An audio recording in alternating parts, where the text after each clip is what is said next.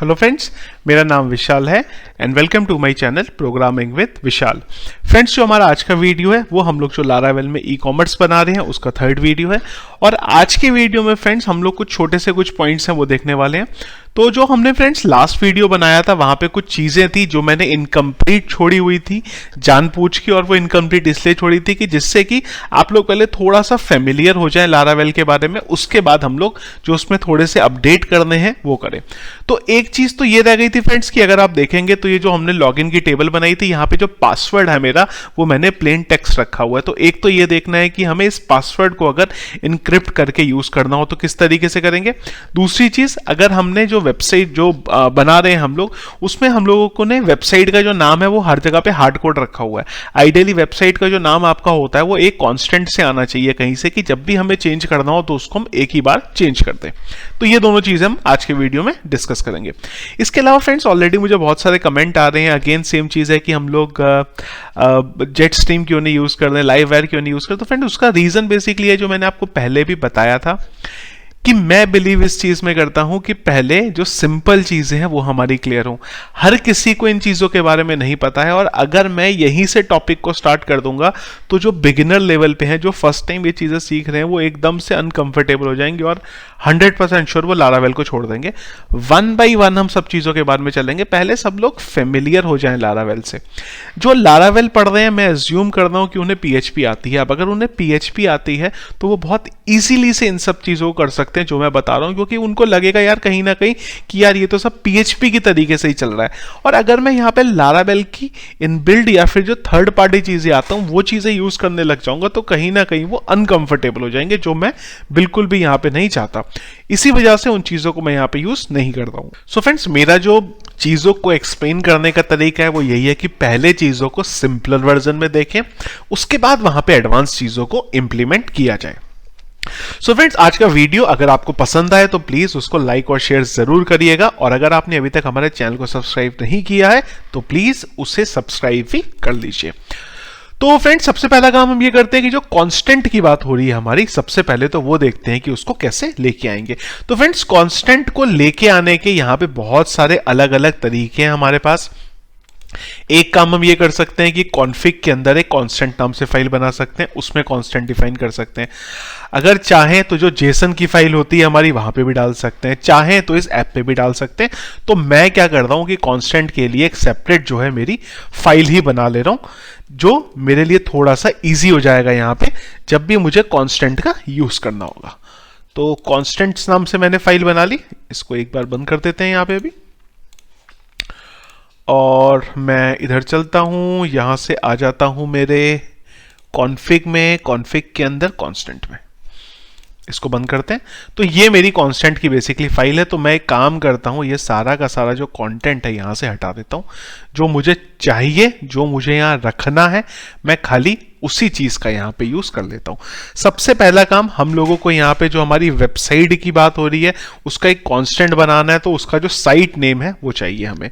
तो यहां पे मैं जो कांस्टेंट ले रहा हूं वो ले लेता हूं साइट नेम, और इसकी जो वैल्यू है वो कुछ इस तरीके से डिफाइन कर देता हूं, माई ई कॉम। तो ये हमारा यहां पे कांस्टेंट बन गया। अब ये काम करते हैं, जो हमारा स्टार्ट है इसको करते हैं cd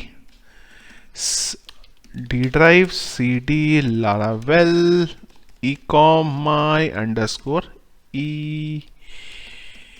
ecom, और यहां से इसको स्टार्ट कर लेते हैं php artisan serve। स्टार्ट हो गया हमारा लारावेल। तो चलते हैं इधर :80,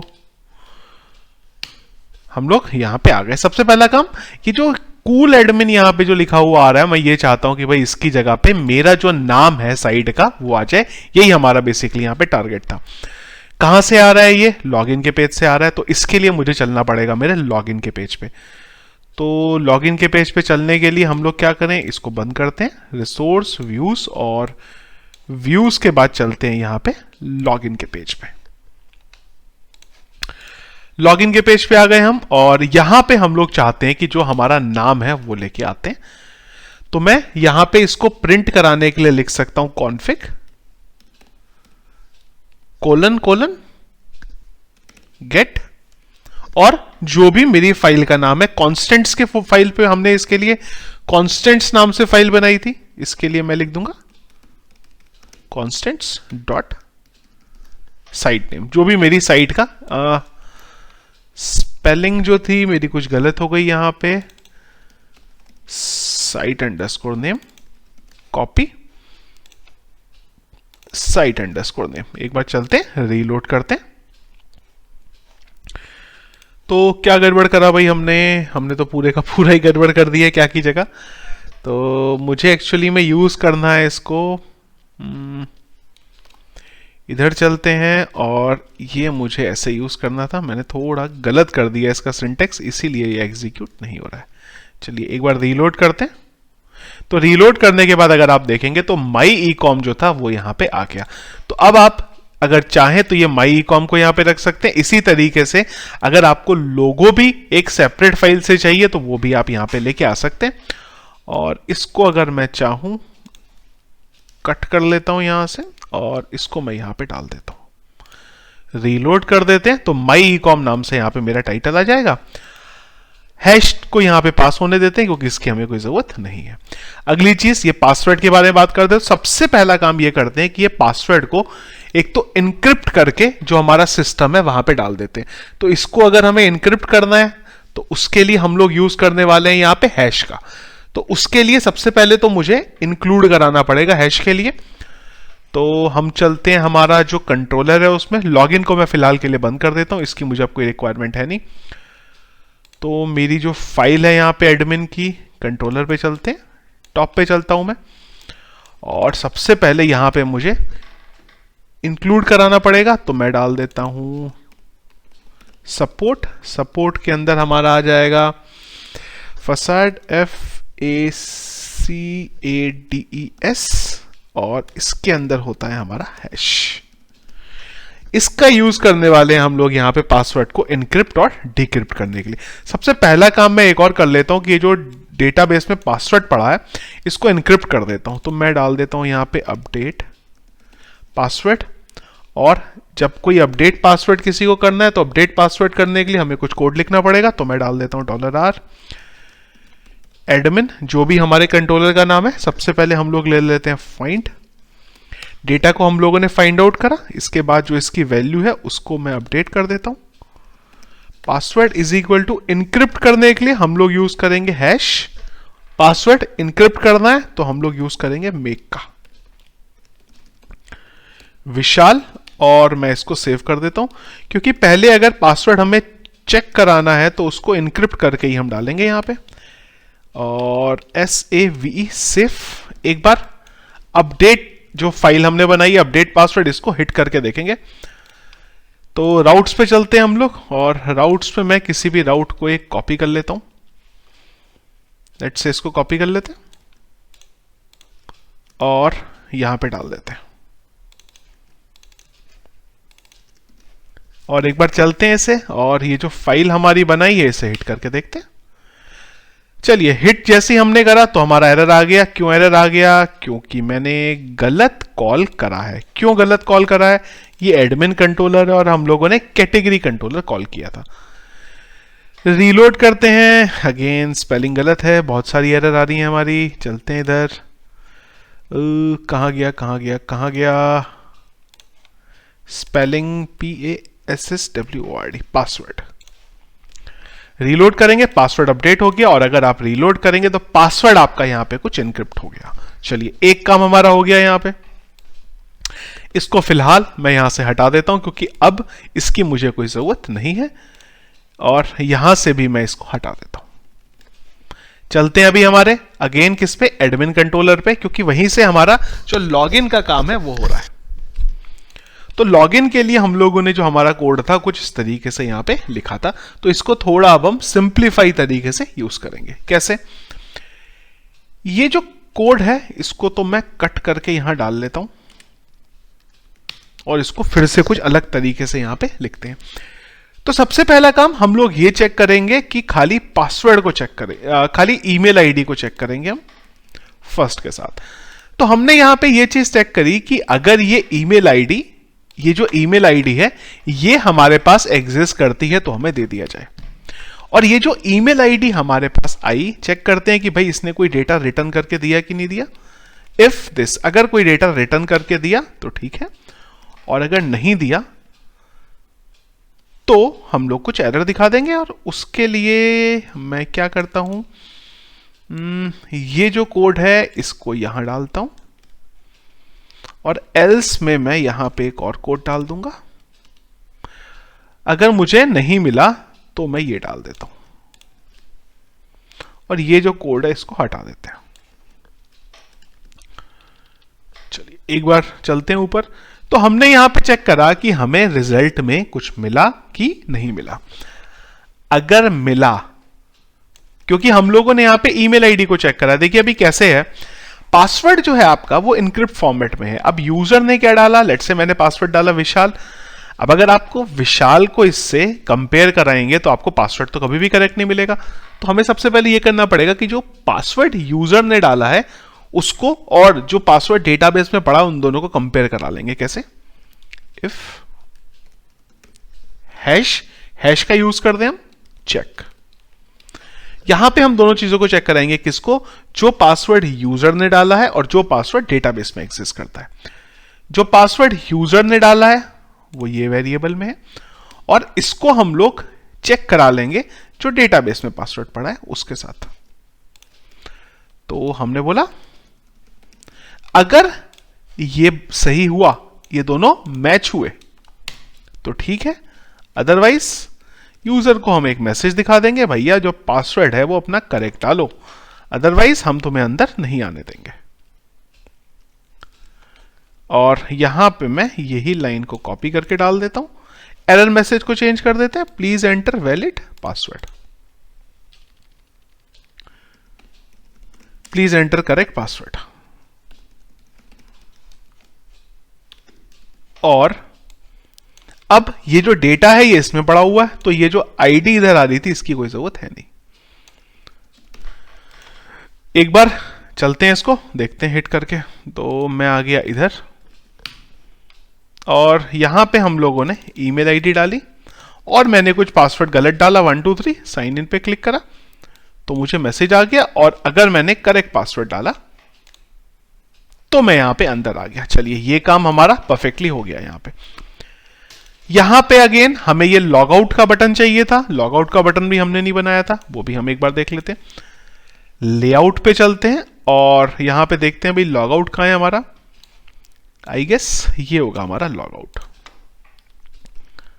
तो जब भी कोई इस पे क्लिक करेगा तो लॉग आउट कर देंगे। तो इसको हम लोग क्या करते हैं, जो हमारा राउट्स की फाइल है उसी से बेसिकली मैनेज कर लेंगे, अलग से कुछ हमें बनाने की जरूरत नहीं है। तो कैसे मैनेज करेंगे, राउट्स जो हमने यहां पे बनाया है उसमें चलते हैं और एक कंडीशन डाल के इसको मैनेज कर लेंगे। कैसे, तो हमने बोला मैं एक काम करता हूं, ऊपर कंडीशन हमारी ऑलरेडी कॉपी होगी, ये रही, इसको मैं कॉपी कर लेता हूं और यहां डाल देता हूं। जब भी admin/logout आएगा तो क्या करना, जो सेशन बनाए गए हैं वो सेशन को बंद कर देना। कौन से सेशन बनाए गए हैं, एडमिन में चलते हैं और ये 2 सेशन हमने यहां पे बनाए हैं, कॉपी कर लेते हैं पूरे को काम आएगा अभी। तो हमने बोला ये चीज कर दी जाए, इसको इधर चलते हैं और रीडायरेक्ट करके यहां भेज दिया जाए और सारे के सारे जो सेशन है उन्हें हटा दिया जाए। तो सेशन को जो हमारे पास बना हुआ होता है, अगर हमें वो सेशन को हटाना है तो उसके लिए हम लोग यूज करते हैं फॉरगेट का। तो मैं यहां डाल देता हूं